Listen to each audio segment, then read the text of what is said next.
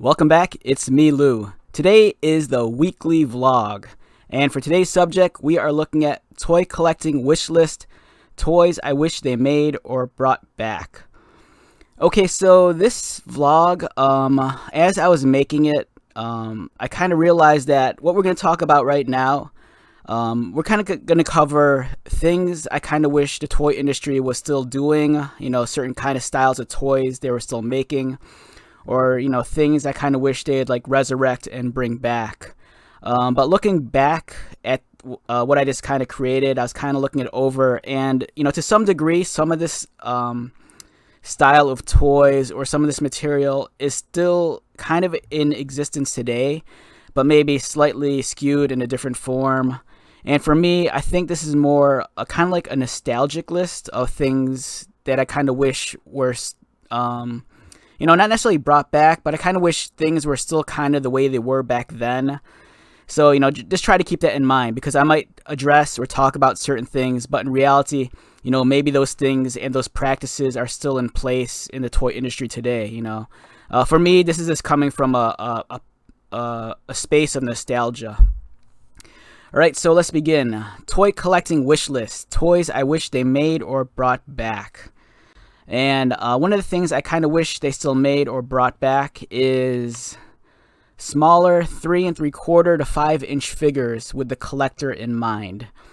Now, smaller action figures is something that's still practiced in the action figure collecting space.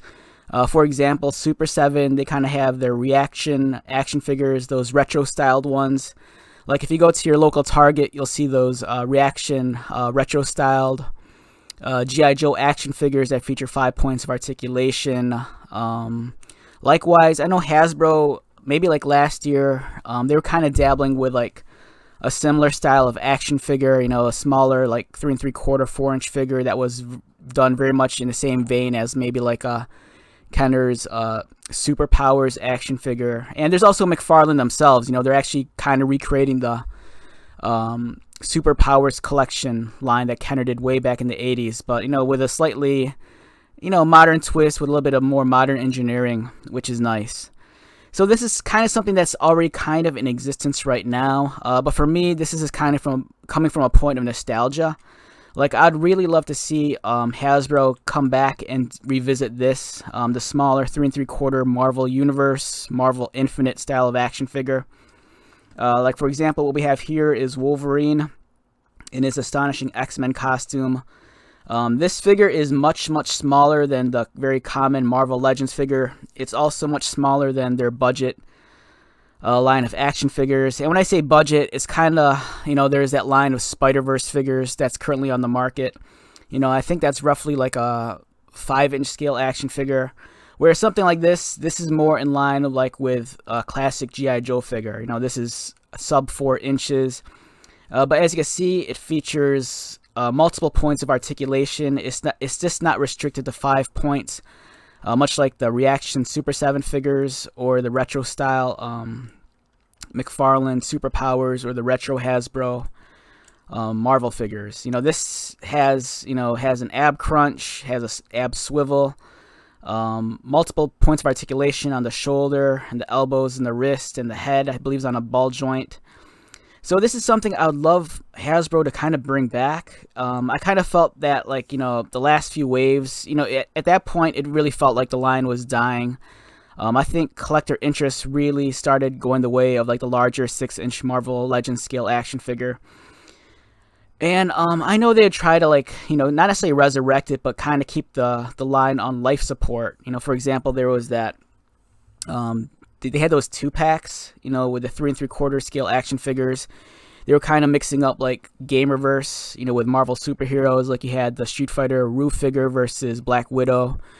There was, I think, like a Gamerverse Spider-Man 2-pack, with, I think, might have been Tombstone. So the line was kind of like on life support for some time, but eventually, I think they kind of just withered away. But I was very, very fond of the Marvel Universe line. I thought it was fantastic. I remember when they first unveiled these action figures, I believe at San Diego Comic-Con years ago. It was met with a lot of, fan anticipation. Collectors were really excited because, we were finally getting Marvel superheroes, but like at a G.I. Joe scale. And around this time period also, Hasbro was making the 25th anniversary line of G.I. Joes. So there was updated engineering, updated articulation, and I think collectors and fans were just so excited to see, that higher level of G.I. Joe action figure being translated to like Marvel superheroes. And for me, I was very excited about it. The line lasted, multiple years, and also it wasn't only just limited to the Marvel Universe, Marvel Infinite wave of action figures. Hasbro produced, it seemed like all their other superhero lines, whether it was cartoon related or movie related, they were all focused on these smaller sub 4-inch action figures, and I thought it was great. I amassed such a huge collection of these figures. It was such a great time. You got really cool things. You got these really cool box sets. For example, there's this Uncanny X-Men box set as an example. And, we do get stuff like this nowadays with Marvel Legends. Some things that come to mind are like some of the convention exclusives, like the Hellfire Club box set. We've also gotten, I think an Amazon exclusive was the Alpha Flight Marvel Legends box set. And then, I think recently Hasbro announced, I think like an X-Men villain box set that comes with the Reaver, Pretty Boy. It comes with, what other figures are in that assortment? It comes with the X Factor villain, random. So it's kind of cool. I mean, they still continue the tradition of box sets with Marvel Legends. But for me, I think this was one of the highlights when they did the smaller scaled action figures. I loved getting these really cool box sets. And it was nice that they always had a fun theme to it. And also, I think, for me, one of the most appealing things about the smaller action figure line is affordability. For example, some of these exclusive Marvel Legends box sets could run you anywhere between like $100 to like, $130. Whereas something like this, I think back in the day, maybe ran for, maybe $30, $35. And it was always kind of cool. I dug this stuff a lot. And then here's another example of a Marvel Universe box set. This was the Ultimate gift set. And you had your Avengers here. You had Iron Man, Spider-Man, Wolverine, Thor, and Cap. And yes, if you're unfamiliar with this, Spider-Man and Wolverine were actually serving Avenger members at the same time. So this was a cool box set. And, the nice thing with some of these box sets, too, is that if you missed the solo release of the figures, chances are, you get a second chance at getting some of these figures through the re-releases through the box set, and that was always nice. And sometimes the box sets or the re-releases would feature, maybe a different accessory or a color palette change. And one of the fun things also with the Marvel Universe at the smaller scale is I loved the comic book 2-packs. It was great. You'd get a free comic book, and then it'd also spotlight, two of the major heroes and villains from the story. And it was always great. I remember there were some really, really cool 2-packs. I remember there was one 2-pack that came with Punk Rock Thor. I think that one came with a Magneto. I believe there was one that came with like classic Sabretooth and Wolverine. And there was just a lot. It was just such a fun way of collecting. And I really missed these a lot. It was just so awesome. All right, so another thing I kind of wish that was, kind of resurrected or brought back. I mean, this stuff kind of still exists in the budget line of toy collectibles, but I don't think they're at the same level as they were back in the day. For example, this thing is amazing. This is for the smaller 3 3/4 Hasbro Marvel superhero figures, much like we were just reviewing earlier. Or wait, no, I take it back. These are not from the Marvel Universe or Infinite Wave. So for a period of time, Hasbro was dabbling with these really smaller action figures. They were smaller than the 3 3/4 figures. I think they were almost like 2-inch scale action figures. And I think that's what this represents right here. They were like really tiny figures, like this big. But it's insane that they'd make these crazy play sets for them. And I really miss play sets. I grew up in the 80s, and I loved stuff like Castle Grayskull, the original Star Wars Death Star. Even though I didn't have it, I had a deep appreciation for like the Ghostbusters, headquarters. So this is something I kind of really wish they still, still dabbled in.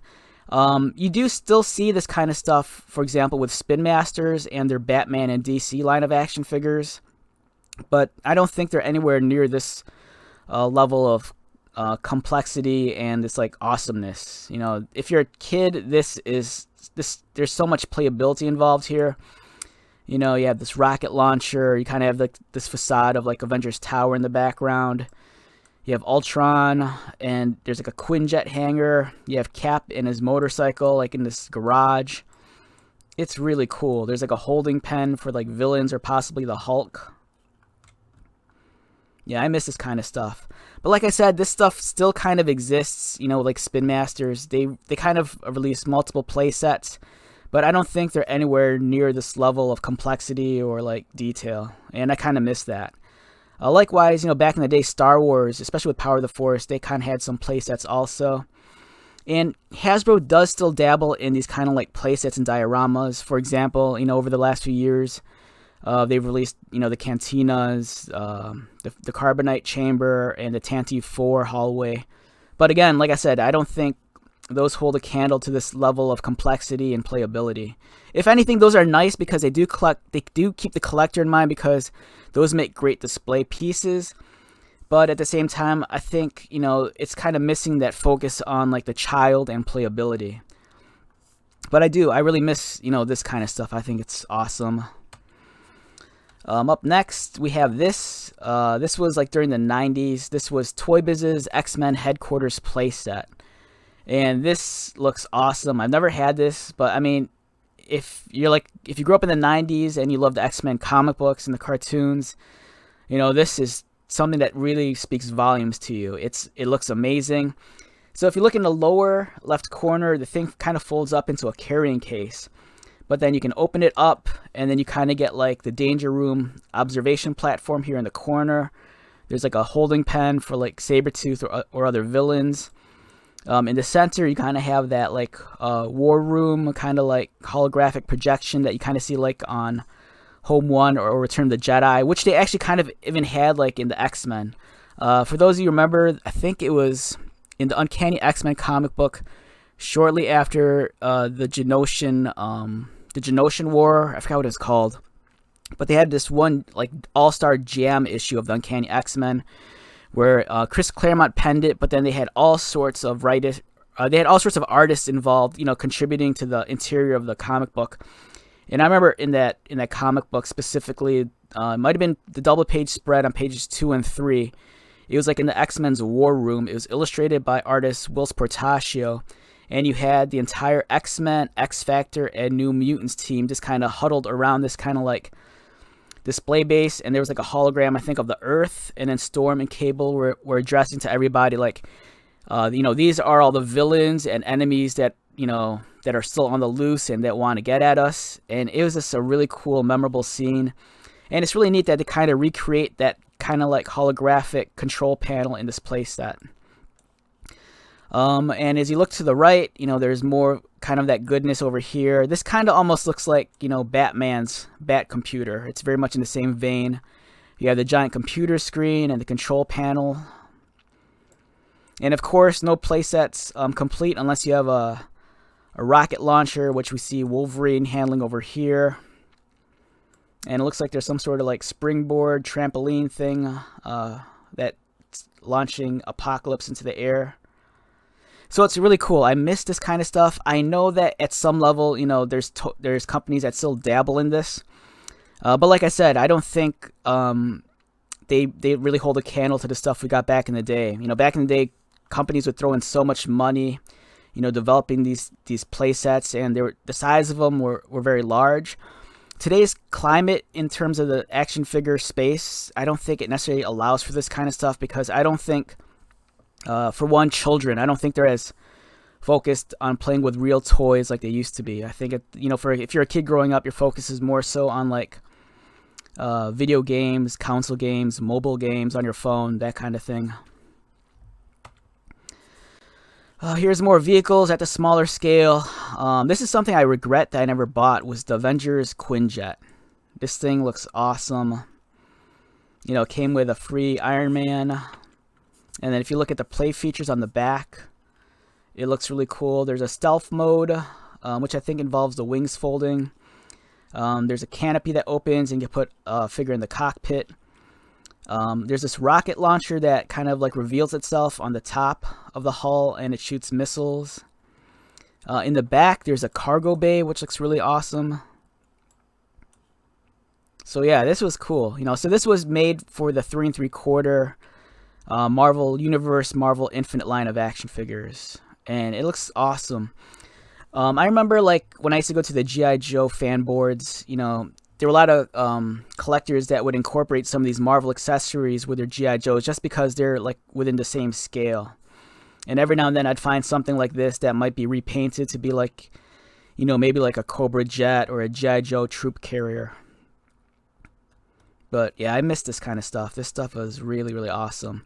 And I can't emphasize enough, they do still make vehicles. There's like the Spider-Man like buggy for like the Spider-Verse, but it's not in the same league as the stuff we got, maybe like 12 or 15 years ago. But the climate's changed. Like I said, the focus for children, they don't really play with toys like they used to. This is awesome too. This is something I always wanted and never had. It's the Toy Biz Blackbird jet. It looks really cool. So this is something that came out, I think, in the mid 90s. Some cool play features. You get the rocket launchers that are kind of hidden and they reveal themselves. It looks like the back half of the ship over here detaches to create a separate vehicle or an escape pod.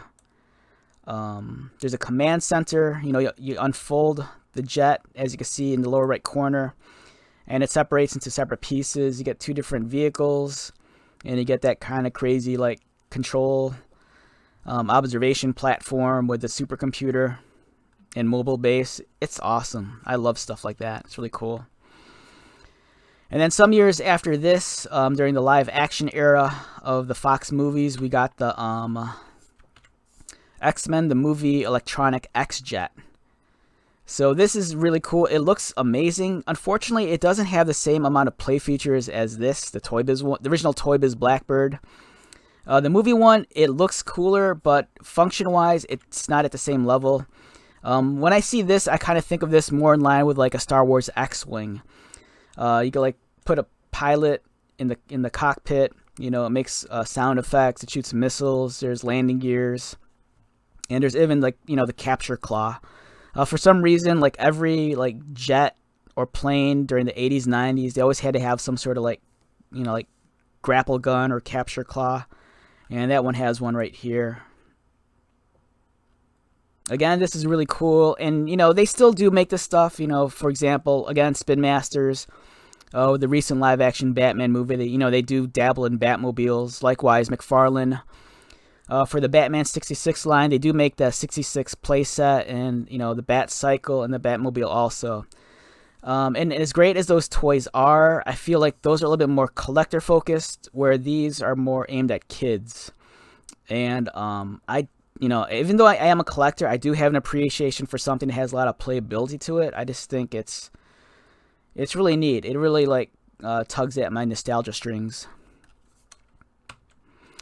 All right, so one thing I kind of wish we'd have, and again, this is something that I'm sure it still exists, in this day and age, but I always kind of felt that like in the 80s and 90s that we really had fully dedicated theme-specific year-round figure lines. We do still have Marvel Legends, and there's all sorts of toy lines out there, but I don't think any of them felt as like significant as the stuff we got back in the day.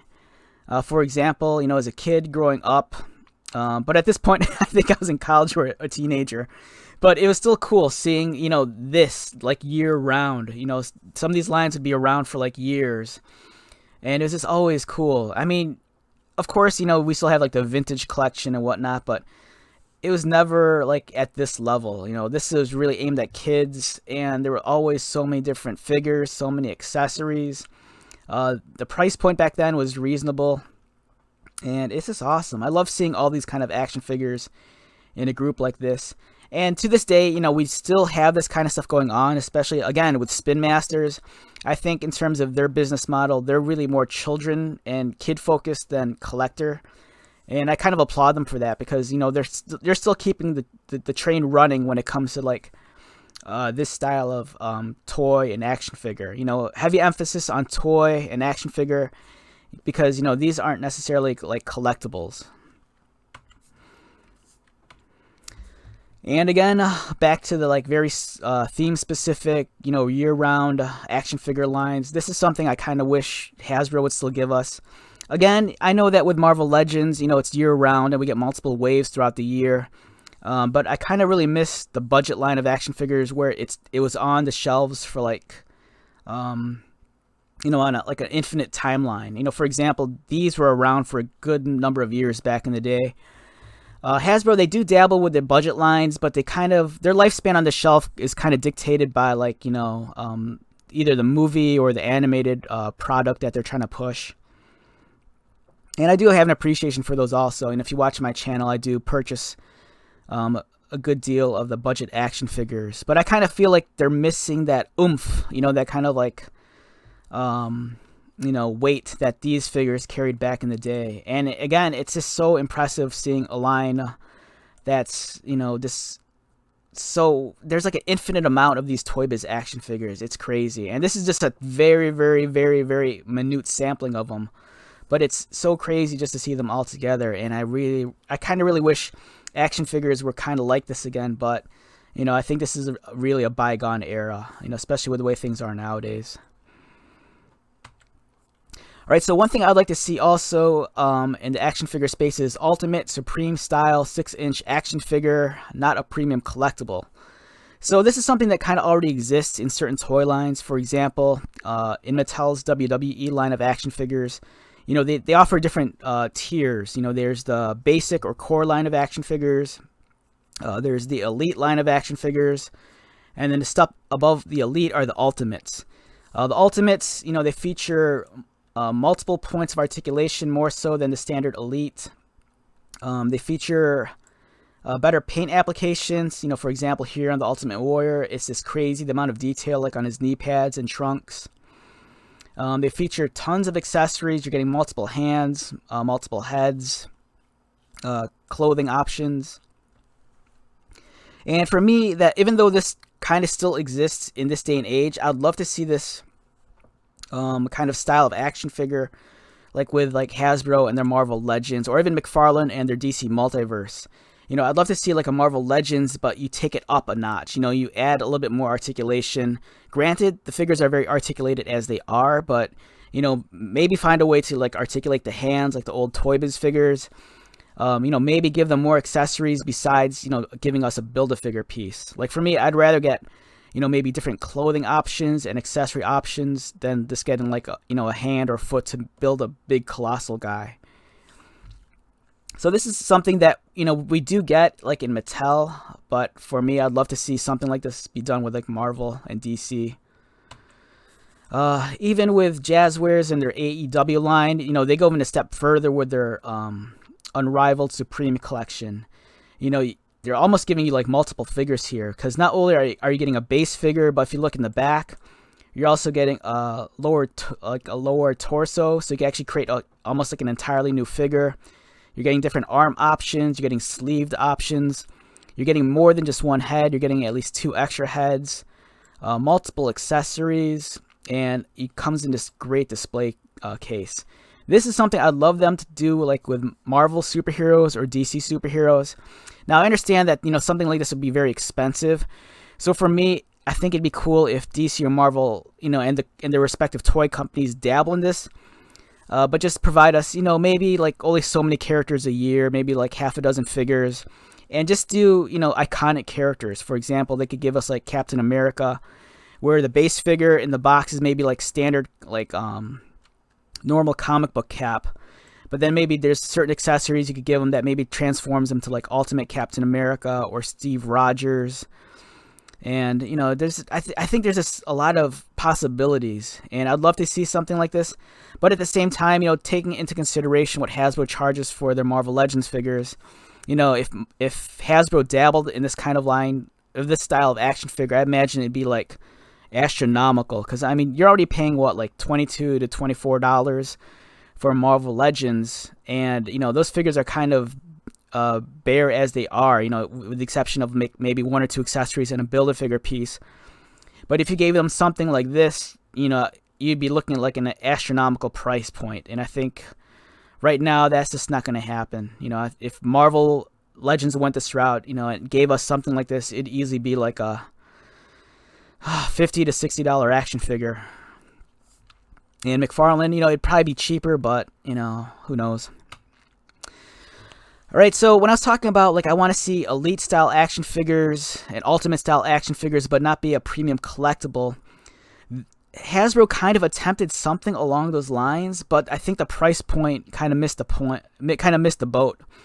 For those of you that remember, they kind of offered two action figures that were under the Black Series label, but they were also sub-labeled Hyper Real, and they were a bigger scale. I think these were 8-inch scale action figures. They were a lot different in terms of their engineering and their design than like a standard Black Series action figure. But this is kind of like what I'm talking about.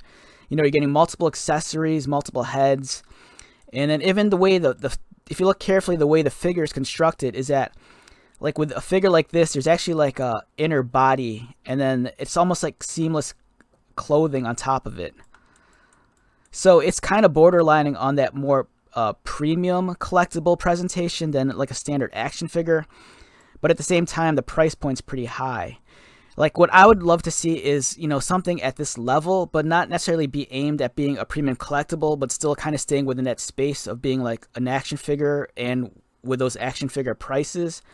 But with the way inflation is and all this other stuff that adds on to the cost of these toys, I don't think that's realistic, and I don't think anything like that would actually come out.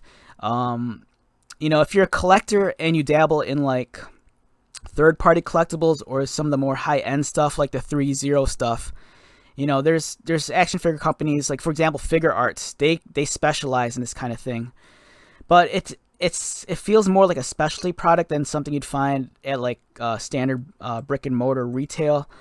You do see Figure Arts figures like at Target. I see Dragon Ball figures and whatnot, but in terms of like a really broad release, it's nowhere near the like Hasbro, Marvel Legends, or McFarlane DC Multiverse figure. So for me, I'd love to see something that's like a Marvel Legends or DC Multiverse, but you just kick it up a couple of notches so it's presented more like something like along these lines. Right, so one thing, I might be in the minority when it comes to something like this, because I know there's such a focus on having really excellent engineered action figures with like so many points of articulation. I'm a big fan of the stuff that was produced in the 90s and early 2000s by McFarlane, so I really want to see like a comeback to this style of action figure, where it's almost like a miniature statue. And it's kind of weird to say it because, there's companies that do specialize in making statues. And, that realm is still there, but I think the price point's still pretty high. Thankfully, McFarlane, they're kind of making an attempt to come back to this. For example, like with the recent live-action Batman movie and the Black Adam movie, they're coming out with these 12-inch statues where they're sculpted beautifully. They look almost like they're action figures blown up. But I kind of think that they're a little bit too large, whereas I love stuff like this. Like this Spawn figure, I believe, was maybe like a 7-inch figure.